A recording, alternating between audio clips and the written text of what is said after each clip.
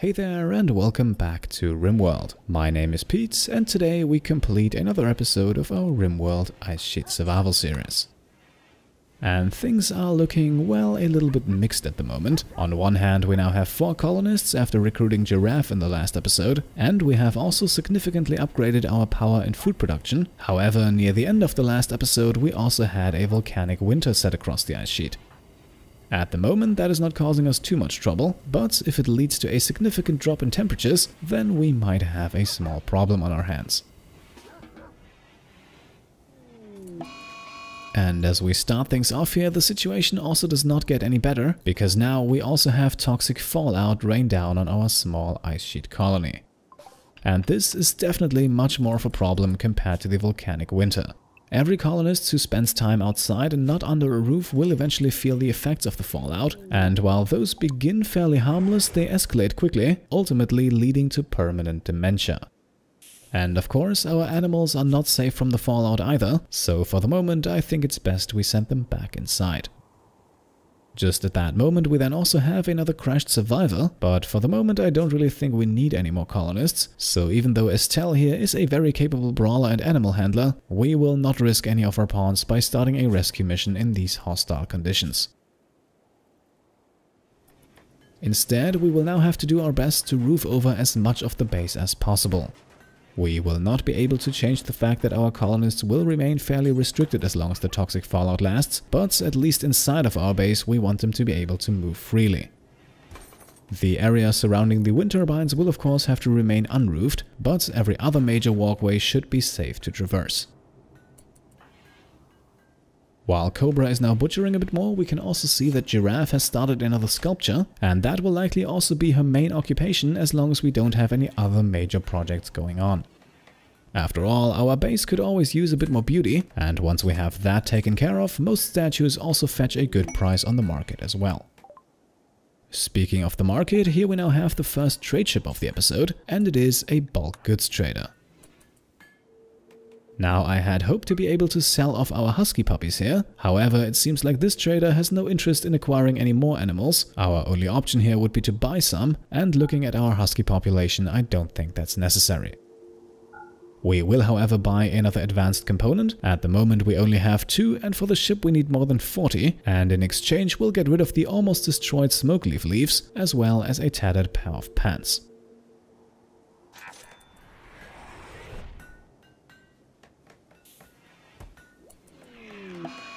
Just a few hours later then, things continue to go downhill, as a medium-level psychic drone joins the already fairly potent mixture of dangers surrounding us. And this drone now causes a pretty hefty -22 mood penalty for all of our male colonists, and could therefore push several of them into the territory of mental breaks. So we will definitely have to take it easy on our small population. On the bright side though, being a female, at least Giraffe is not affected, and contrary to the volcanic winter and the toxic fallout, the drone will likely not last too long. At this point we can also take care of something that I already mentioned near the end of the last episode, because while we will eventually need those 4 chem fuel generators, at the moment their power output goes to waste pretty much immediately, so we will switch a few of them back off. They are fueled already, so we can always flick them back on should we need them. For the moment though, the 2 that we have, combined with the wind turbines and the geothermal generator, are more than enough. Giraffe's sculpture then ends up being only of poor quality, and since the first sculpture she made in the last episode was a similar result, this new one can now also go inside of a room. That way the beauty stats should match those of the other 3 bedrooms. Now, while we have a bit of time to waste as we wait for our crops to mature, I think we can once again do some productive work around our defenses. And this time we're building a few more traps made out of sandstone. Those are not going to be as deadly as the steel versions, and they also take a pretty long time to make, but honestly we don't really have anything better to do at the moment, and contrary to our steel reserves, sandstone is available in abundance. Sadly though, it looks like Randy Random is still not done with us yet. We have a volcanic winter, toxic fallout and a psychic drone, and now both Cobra and Antonio have also caught the flu. And the flu is actually a potentially deadly disease, and if we leave it untreated we could lose both of our colonists here. As you can imagine, that is of course not an option, and luckily with Giraffe we have a competent doctor in our colony. Now, herbal medicine should be enough to do the job here. We only need to slow down the flu's progress by a tiny bit, and then staying in bed should be enough for our 2 colonists to overcome the disease. I think it is actually also possible to beat the disease with bed rest only, so you would not even need the medicine, but as you can imagine, that is an extremely risky approach, one that will likely come down to the last few percentage points, and of course that is the kind of risk I'm not willing to put our colonists into.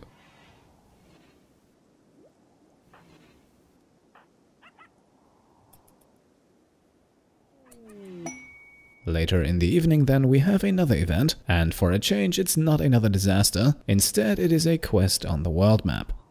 We only have a 7-day window to complete it though, and with half of our colony currently sick with the flu, this might be a bit of an issue. On the other hand, we would only have one single enemy to deal with. Admittedly though, the word mechanoid does not really give away what type of enemy that is, as it might very well be a centipede, and taking that one on with only 1 or 2 colonists, that could prove to be difficult. The quest's location is close by to our base though, so if an opportunity presents itself, we might check it out. Over the course of the night then, nothing too exciting happens. Giraffe is the only one up and running, and when she's not tending to or feeding our 2 patients, then she spends most of her time making the next sculpture. As the morning comes around though, we have another difficult decision to make, because it looks like we're stuck with our 3 husky puppies, and with a total of 7 huskies in the colony, our food supplies are getting reduced a bit faster than I would like to. So in what can very well be seen as an introductory ritual, Giraffe will now have to slaughter Burns, Goblin and Cody. Again, I had hoped to be able to sell them off to the next trader, but as you saw, that one wasn't willing to buy them, and at the moment Randy Random is giving me a bit of an uneasy feeling here, so even though it's only human corpses, I don't think it's wise to consume too much food too quickly.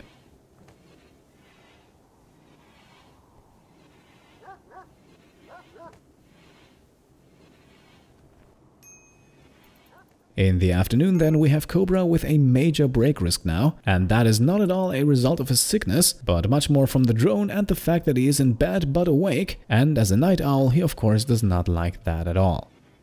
Now to prevent that, we could actually have him do some work soon, at least during the night, because as you can see here, his immunity has made good progress and is already 10 percentage points ahead of the flu itself. With Antonio, we don't have quite as much of an edge yet, but at this point I am already pretty confident that we will be able to beat the disease with both of them.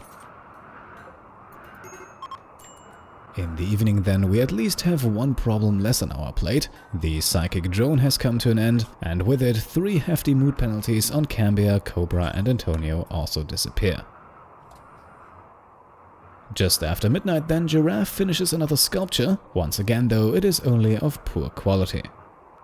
Still, it will find a new home inside of Cobra's bedroom. That one is still only decent, but with this second sculpture we can bump it up to slightly impressive. This should also result in a very minor mood boost for Cobra, as he now receives a +3 instead of a +2 mood bonus when staying inside of his bedroom. The rest of the night then passes by and we rejoin Giraffe in the early morning, and just as she's about to haul a few more corpses over to the Huskies, we once again have the flu break out, and this time Madeline is the victim. Now on animals the flu works a bit differently than it does on humans, as animals generally gain immunity at a slightly faster rate than the disease progresses. So even without any treatment whatsoever, they are normally able to beat the flu. However, the disease will still likely be able to advance to the later stages before immunity is achieved. And for that reason we will do 1 round of treatment with herbal medicine here. This will last for a whole 48 hours and should be more than enough to make sure that Madeline survives.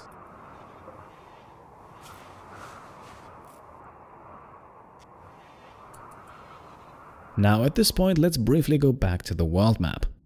As you can see, we still have that 1 pirate outpost quest, however only for the next 18 hours. Now my original plan for this episode was to produce enough chem fuel to be able to send 2 drop pods over there. However, since both of our farmers are sick with the flu, we are not at that point yet. Still, destroying the outpost could be a lucrative opportunity for us, as it would not only give us a very valuable item in the orbital power beam targeter, but also provide us with a substantial increase to the faction relation we have with the Blue Rock Nation. However, there are still 5 enemies between us and that happening, which makes what comes next arguably one of the more risky things we have done in this playthrough. Despite the fact that half of our colony is out sick and we don't have enough chem fuel for 2 drop pods, we will still fuel up one with exactly as much fuel as we need, because in a few moments we will be launching our very first drop pod attack. Now we are taking Cambiar for this because he is by far the best shooter we have, and he also has the added bonus of being extremely quick on his feet. That should allow him to outrun most of his enemies, which is exactly what this fight could very well come down to. Now, one of the most important things here is to give Cambiar enough chem fuel to be able to make the trip back. His drop pod will be destroyed on impact, so he will have to build himself a new one, including the launcher to go along with it, and for that project we will also send him off with 2 extra components. The 110 units of steel that he will need to build the launcher and the pod though, those will have to be scavenged from the enemy base, which in all of my time playing this game has never been a problem. Just in case he gets injured, we will also give him 2 units of herbal medicine. After all, what we're doing here is not entirely risk-free. And so, while Cambiar is loading the pod here, let's quickly go over while we're still doing it. As you saw, we are about to face 5 enemies, and those are not tribalists, they are fully fledged pirates. However, we can assume a few things about them and their base, things that could give us a slight advantage. First of all, thanks to the cold temperatures, most of them will likely be equipped with parkas. That will slow down their movement speed just as it does for Cambiar. However, Cambiar has the jogger trait, so that makes him a lot faster, and the chances of more than one enemy having that trait as well are relatively slim. So that already makes kiting the enemies around the map a viable strategy. However, that strategy will only work if the majority of our enemies do not have ranged weapons. And exactly that is also the second thing we can assume, because we received this mission back when we only had 3 colonists, and while Randy Random can sometimes be a bit unfair, in these quests you normally don't receive anything that is stupidly hard to complete. So while 1 or 2 of our enemies might be wielding ranged weapons, I doubt the majority of them are, which once again makes hit and run tactics very intriguing, and of course gives us another advantage in the upcoming firefight. By the way, I briefly thought about using the sniper rifle for this instead of the charge rifle, but due to the long aiming time of the weapon, I ultimately decided against it. The potential of landing a few one-shot kills over long distance is intriguing, yes, but normally as soon as the first shot connects, the enemies will come out in full force to attack you, and at that point something fast firing is likely a lot more useful. So here we are at the edge of the enemy's camp. Let's quickly collect what we brought with us and then have a look at what we're dealing with. Right, so 2 buildings, we actually have a turret as well here, but being powered by a solar panel, that one of course does not have any juice. That brings us to the 5 enemies, and thankfully, not a single one of them actually has a ranged weapon equipped. As a matter of fact, most of the weaponry here is surprisingly shoddy, some of the items barely have half of their hit points, and most of them are of poor quality. So I would say that still makes it a bit risky, but not at all unrealistic to win this fight, especially considering how Cambiar is a pretty solid shooter. And so let's carefully approach from the south now, where we will now take position in an attempt to pick off one of the enemies who wanders a bit too far away from the base. After a few moments of waiting and nothing happening though, I had to move in a little closer, but now we finally have someone in our range.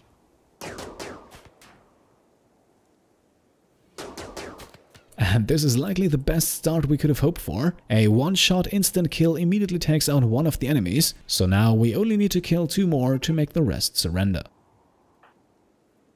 And here they come now, and this is the actual tricky part. I have checked, our enemies are all slower than us, but they also still outnumber us 4 to 1, so simply running away will likely get us caught sooner or later. Instead, what we need to do here is to injure as many of the enemies as possible in an attempt to reduce their movement speed significantly. Yes, there is a difference between a movement speed of 3.9 and 3.5 tiles per second, but that difference is likely not large enough to gain substantial distance on your opponents. However, a few injured opponents with their speed reduced even further, those make for slightly easier opponents, because once you move about twice as fast as them, it is understandably fairly easy to outmaneuver them. So we now have 3 of the 4 remaining enemies injured and one of them is hurt pretty badly. Still, every time we fire, we of course give them a chance to close in further, so for the moment we should work on gaining some distance again. Conveniently enough, this also allows the last remaining healthy enemy to overtake his buddies and get to the front line, which is exactly where we want him to be for the next volley. And now I think we have already completed the most crucial part of this assault. Every single enemy is injured and slowed down, while Cambiar remains completely unharmed.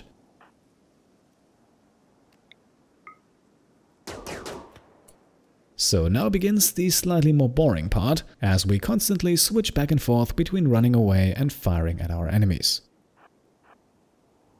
Now, as you can see, one of the enemies here has actually gotten hurt so badly that he has fallen behind a bit, which actually makes him a pretty intriguing target. And yes, here we are, that's the second of the 3 kills we need. However, it also comes with a price, as Cambiar suffers a close range blow himself. Thankfully though, the injury does not slow him down, so our strategy remains unchanged. Now, I had actually hoped that with the guy behind us already being hurt and close by, that we could kill him off with the next volley and end the fight right here. However, maybe due to Cambiar's own injury, all 3 shots go wide, and this allows our pursuer to land another hit of his own. So this is definitely a prime example of me getting a bit too confident. Simply sticking to the plan would have probably gotten Cambiar out of here without a single injury. However, as you can see, I immediately went for it again, thankfully though this time with success. The 3rd enemy falls, and with that the remaining 2 surrender and retreat, which is of course something that we will try to avoid. Alright, wonderful, all 5 enemies are defeated, and even though Cambiar suffered a few minor injuries as well, all in all this went pretty smoothly, so the risk definitely paid off. We will now have Cambiar collect a few valuables, because the enemies here dropped some food as well as some medicine, and well, you can never have enough of those. Meanwhile, back home at the base, the Blue Rock Nation have sent their payment. An orbital power beam targeter has been dropped right next to our storage room door, so let's haul that underneath the roof. It sure isn't getting any better outside. Cambiar meanwhile has discovered the pirate's bedroom, however there's not really anything of value in here. Still, we can spend a few moments patching Cambiar back up. He certainly has the medicine to do so now, and even though that one bruise on his left hand looks pretty rough, I think the injuries should heal quickly. You can also see here that Cambiar has consumed some ambrosia, which is a pretty valuable but also slightly addictive fruit. It is, however, pretty hard to actually get addicted to it, and its positive side effects certainly outweigh the risks. And with Cambiar fully healed, we can now also check out what's in the room on the other side. And that certainly looks a lot more interesting, a nice assortment of various clothing items. There is nothing here that really stands out though, but nonetheless this is certainly a nice find, as none of the items here are damaged, and therefore all taken together they will likely fetch us a good price. Now at this point we can also think about getting back home, and as I mentioned earlier we will need some steel for that, so let's start disassembling some of the more steel heavy structures.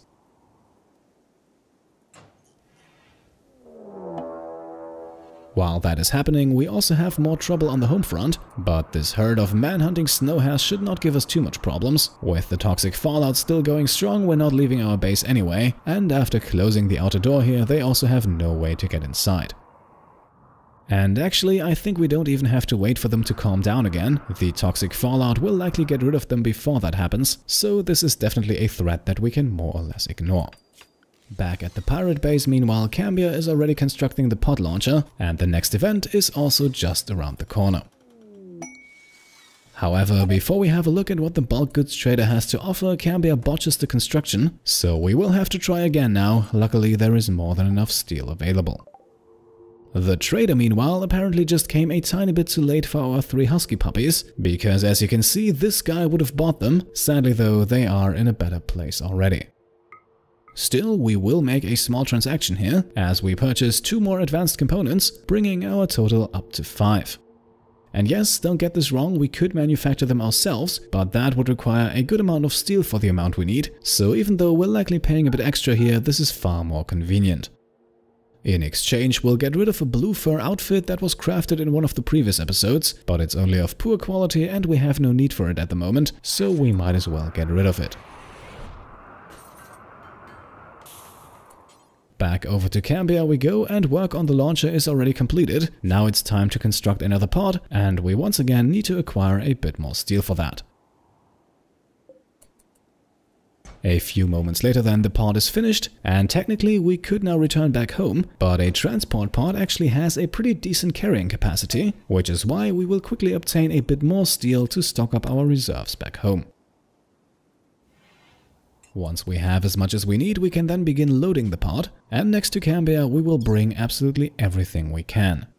That includes all the items that Cambiar already has on him, so the medicine and the food, but we'll also load up every single clothing item, and then we can fill up the rest of the pod's capacity with steel. And we're now being informed that we are in fact loading up a bit more than Cambiar himself can carry, which is of course not a problem at all since we are traveling back home. The loading procedure will now take a while, and so we can quickly check in with the rest of the colony, and we can see Cobra up and running again despite the flu still going strong, but he is getting closer and closer to developing immunity, and at this point I think it's safe to say that we don't have to worry about him anymore, so he might as well do a bit of work, and bringing in the harvest is certainly one of the more pressing things we have to do. Cambiar meanwhile has finished loading up the pod, and that means it's time to return back home. So let's load out the world map, select a landing destination right next to our storage room and send Cambiar on his way.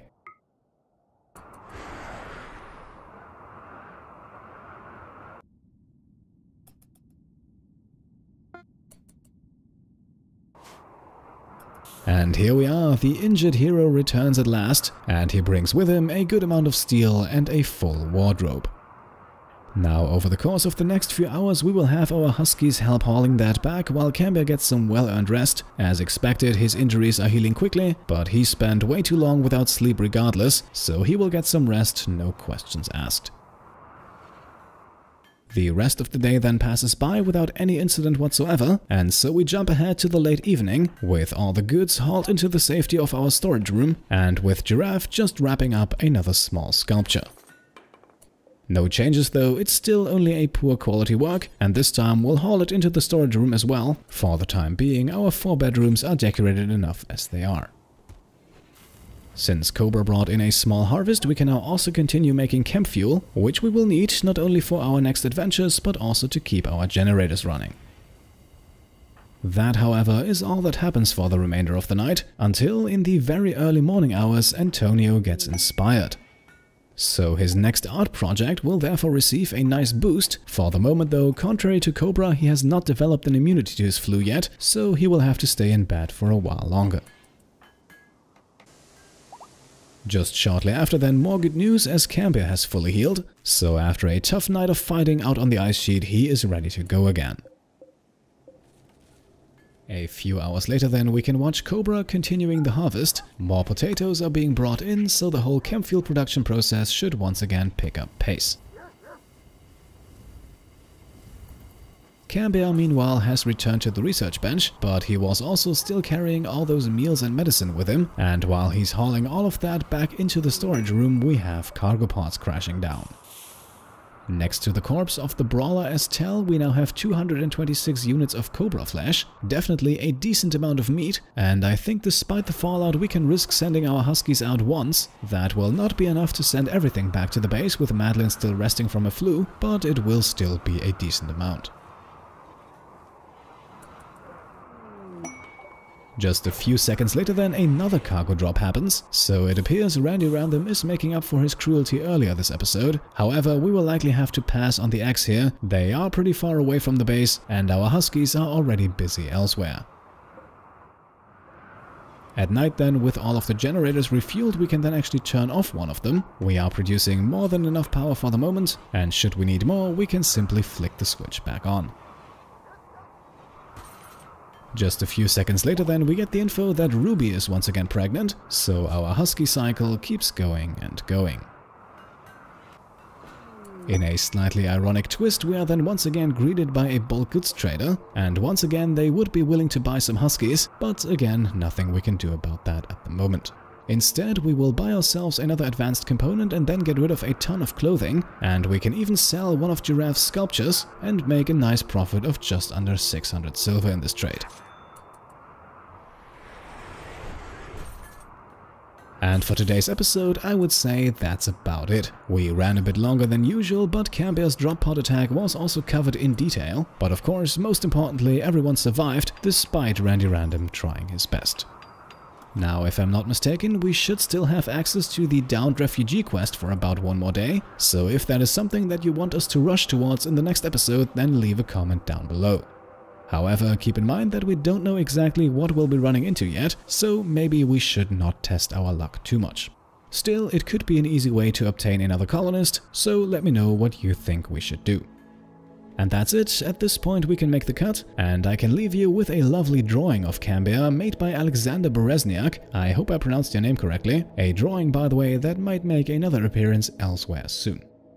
With that being said, I hope you enjoyed today's episode, and if you did, then I would of course be happy if you could leave a thumbs up. And as always, if you want to support the channel further, then you can of course subscribe if you haven't already. Alternatively, you can of course also join the Pete Complete Patreon.